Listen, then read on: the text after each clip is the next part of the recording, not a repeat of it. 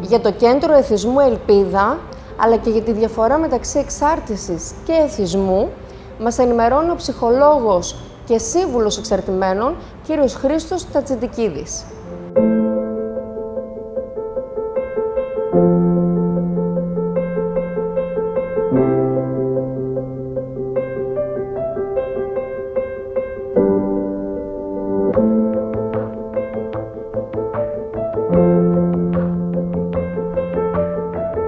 Χρήστο, τι είναι ουσιαστικά το κέντρο εθισμού Ελπίδα? Το Συμβουλευτικό Κέντρο Ελπίδα δεν είναι ένα απλό κέντρο απεξάρτησης. Είναι εξειδικευμένο κέντρο εθισμού, το οποίο σημαίνει ότι βοηθάει ανθρώπους που έχουν προβλήματα εθισμού ασχέτως με το σύμπτωμα της εξάρτησης. Είναι ένα κέντρο το οποίο είναι υψηλής ποιότητας στη θεραπεία. Αυτό σημαίνει ότι έχουμε χαμηλό αριθμό ατόμων, 15 με 17, και υψηλό αριθμό και συμβούλων ψυχοθεραπευτών και επιτηρητών, οι οποίοι στο σύνολό τους είναι 11. Οι περισσότεροι από αυτούς είναι ήδη εκπαιδευμένοι στο πώς να βοηθούν ανθρώπους οι οποίοι έχουν τέτοια προβλήματα ή βρίσκονται σε κατάσταση εκπαίδευσης. Επίσης, το 90% των ανθρώπων έχουν η ίδια βιωματική εμπειρία από πριν με το κομμάτι του εθισμού, οπότε μπορούν να καταλάβουν και να βοηθήσουν καλύτερα έναν άνθρωπο ο οποίος έχει τέτοια προβλήματα. Θα ήθελα να μας εξηγήσεις με απλά λόγια τι είναι ο εθισμός. Είναι μεγάλη η συζήτηση και μεγάλο το θέμα. Ο εθισμός, όπως συμβαίνει γενικότερα παγκοσμίως, αναγνωρίζεται ως ασθένεια. Είναι μια ασθένεια η οποία είτε μεταφέρεται από το DNA, είτε δημιουργείται κατά τα στάδια της ανάπτυξης, αλλά και αργότερα. Και εδώ είναι σημαντικό να πούμε ότι δεν έχει σημασία πώς έχει καταλήξει να νοσεί ο άνθρωπος, αλλά πώς και τι θα κάνει με το πρόβλημα αυτό, το οποίο δεν αφορά το σύμπτωμα. Δηλαδή δεν είναι το πρόβλημα τα ναρκωτικά σε έναν άνθρωπο ο οποίος είναι εθισμένος, ούτε το αλκοόλ, ούτε ο τζόγος, ούτε οτιδήποτε σαν αντικείμενο εξάρτησης. Είναι το σύμπτωμα της ασθένειας. Ο εθισμός είναι αυτός ο οποίος τον οθεί να αντικαταστήσει τον τρόπο που βιώνει και αισθάνεται με κάποιο αντικείμενο εξάρτησης, ως αποτέλεσμα να υπάρχει μια συναισθηματική ανοριμότητα, η οποία οδηγεί εκεί ξανά και ξανά, μέχρι ότου το οποιοδήποτε αντικείμενο εξάρτησης γίνει πρόβλημα, αφού στην αρχή ήταν σε εισαγωγικά φάρμακο ή βοήθεια.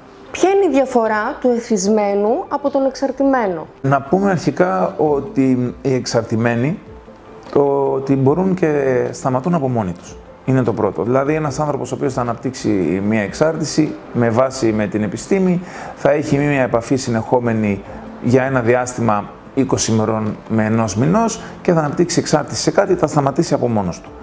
Μπορεί να σταματάει για μεγάλα διαστήματα. Μπορεί να ελέγχει το αντικείμενο εξάρτησης για μεγάλα διαστήματα, να πίνει όσο θέλει όταν θέλει και να μην έχει τόσο σοβαρές συνέπειες. Και ως αποτέλεσμα, όταν θα έχει κάποια αρνητική συνέπεια, δηλαδή αν πούμε για παράδειγμα ότι είναι ένας άνθρωπος αλκοολικός και μια αρνητική συνέπεια που έχει είναι να τρακάρει ή να χάσει τη σύντροφό του.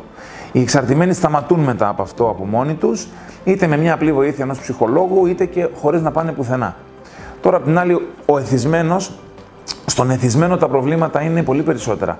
Δεν μπορεί να ελέγξει την ουσία, δεν μπορεί να έχει μέτρο, δεν μπορεί να ξεκινήσει και να σταματήσει όποτε θέλει, δεν σταματάει παρά τις αρνητικές συνέπειες. Επίσης, ο εθισμένος κάνει αντικατάσταση, αλλάζει αντικείμενα εξάρτησης.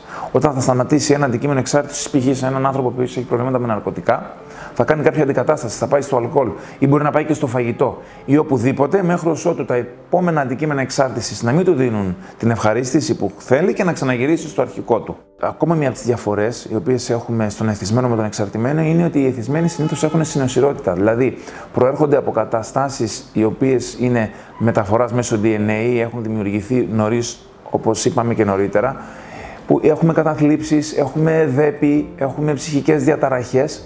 Εκεί είναι και κυρίως η μεταφορά του γονότυπου, του DNA.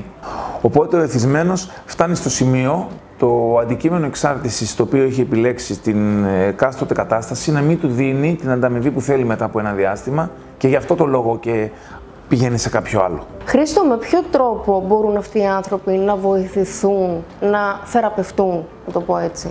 Αρχικά, να διαχωρίζοντας τα πράγματα, ένας εξαρτημένος μπορεί να βοηθηθεί με μια επαφή του με έναν ειδικό σύμβουλο για εξαρτημένους, ο οποίος προφανώς στην αξιολόγηση θα καταλάβει ότι ο άνθρωπος δεν έχει κάποιο πρόβλημα το οποίο είναι πιο βαθύ στο κομμάτι του εθισμού για να κάνει θεραπεία και θα πάρει κάποιες συγκεκριμένες κατευθύνσεις. Εύκολα θα μπορέσει να σταματήσει όλη αυτή τη διαδικασία και να επανέλθει στη ζωή του, αν δεν το κάνει από μόνος του από πριν.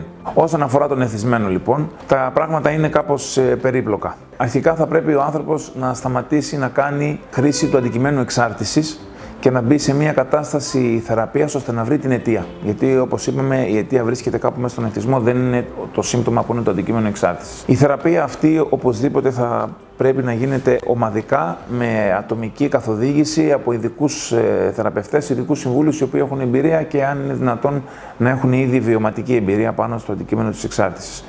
Επίσης, δεν μπορούμε να έχουμε ποτέ μια κατάσταση η οποία θα δείχνει ότι έχει θεραπευτεί κάποιος. Είναι μια έναη διαδικασία. Χρειάζεται οι άνθρωποι να βρίσκονται συνεχώς σε μια κατάσταση αναστολής του εθισμού, γιατί ο εθισμός, άπαξ και εγκαθιδρυθεί, δημιουργείται στον εγκέφαλο μια κατάσταση η οποία είναι μη ανατρέψιμη. Οπότε η θεραπεία του εθισμού είναι να μάθουμε σε αυτόν τον άνθρωπο πώς να ανατρέπει την κατάσταση μέρα με τη μέρα, η οποία προφανώς μετά από ένα διάστημα αρκετών ετών αυτής της επανάληψης και επανέρχεται στη ζωή του αφού κάνει τη βάση της θεραπείας και αρχίζει να έχει μια ποιότητα, και προφανώς και η επαφή με τη θεραπεία δεν είναι η ίδια. Συνεχώς με κάποιο τρόπο είναι λιγότερη, η επαφή είναι λιγότερη και αρχίζει η ζωή και καλυτερεύει. Άρα η θεραπεία του εθισμού είναι μια θεραπεία η οποία είναι μακροχρόνια, χρειάζεται αρκετή δουλειά από τους ανθρώπους. Το πιο σημαντικό είναι ότι θα πρέπει να κάνουν βάση. Η βάση είναι στο πώς να αντιληφθούν τι τους συμβαίνει, να βρούνε πώς να σταματήσουν να επιστρέφουν στο αντικείμενο εξάρτησης ή να αναγνωρίζουν τις αντικαταστάσεις και να τις διακόπτουν, και από εκεί και πέρα να βρουν ποια είναι η αιτία. Ποιος είναι ο λόγος, γιατί δεν είναι. Οι άνθρωποι είναι διαφορετικοί. Γενικότερα, εμείς στο Συμβουλευτικό Κέντρο Ελπίδα λειτουργούμε εξατομικευμένα. Βλέπουμε τους ανθρώπους σαν οντότητες, πάντα με σεβασμό απέναντί τους, να τους οδηγήσουμε να βρούνε αυτοί τι τους συμβαίνει, ούτως ώστε να μάθουν να μην επιστρέφουν. Το site μας είναι το ethισμos.gr, στο οποίο μπορεί κάποιος άνθρωπος μέσα να μπει να δει. Είναι αρκετά διεξοδικό. Λέει ποιοι είμαστε, τι κάνουμε, τι δεν κάνουμε, πώς έχουμε ασχοληθεί, ποια είναι η διάρκεια του κέντρου. Λειτουργεί γύρω στα 10 χρόνια το κέντρο με αρκετά καλά αποτελέσματα. Γενικότερα, οι άνθρωποι που ακούν έχουν αποτέλεσμα. Τώρα δεν ξέρω ποιος είναι σε θέση να ακούσει. Αυτό εξαρτάται από το τι έχει περάσει. Μπαίνουμε στο site μέσα, βλέπουμε, έχει τηλέφωνα, έχει τα πάντα.